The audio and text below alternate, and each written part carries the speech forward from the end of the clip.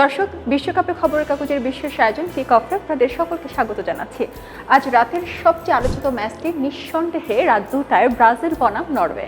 বিশ্বজুড়ে যেমন এই ম্যাচ নিয়ে উত্তেজনা, তেমনি আলোচনা একটাই, ব্রাজিল কি এবার নরওয়ের বিপক্ষে ইতিহাস বদলাতে পারবে?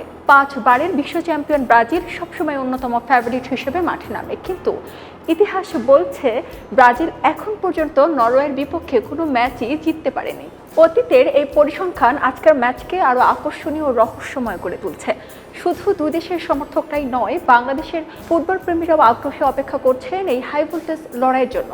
ব্রাজিল সবসময় আক্রমণাত্মক, নান্দনিক ও সৃজনশীল ফুটবলের জন্য পরিচিত। তাদের দ্রুত পাসিং, উইং আক্রমণ এবং ব্যক্তিগত দক্ষতা যে কোনো প্রতিপক্ষকে চাপে ফেলতে পারে। অন্যদিকে নরওয়ে হয়তো বিশ্বকাপের সবচেয়ে আলোচিত দল নয়, কিন্তু তারা শারীরিকভাবে শক্তিশালী, সংগঠিত এবং সুযোগ কাজে লাগাতে পারদর্শী। বড় দলের বিপক্ষে লড়াই করার মানসিকতাই তাদের সবচেয়ে বড় শক্তি। আজকের ম্যাচে ব্রাজিলের হয়ে নজর থাকবে ভিনিসিয়াস জুনিয়রের গতি ও রদ্রিগোয়ের আক্রমণাত্মক সৃজনশীলতা ও রাফিনহার উইং প্লের দিকে। এদের যে কোনো একজন ম্যাচের মোড় ঘুরিয়ে দিতে পারে যে কোনো সময়। এরপর আরেক শক্তি রয়েছেন নেইমার জুনিয়র, তিনি হয়তো মাঠে নামবেন এমনটি সম্ভাবনা। এদিকে নরওয়ের সবচেয়ে বড় ভরসা আর্লিং হাল্যান্ড রয়েছেন সবার নজরে। তাকে নিয়ে হচ্ছে নানান আলোচনা।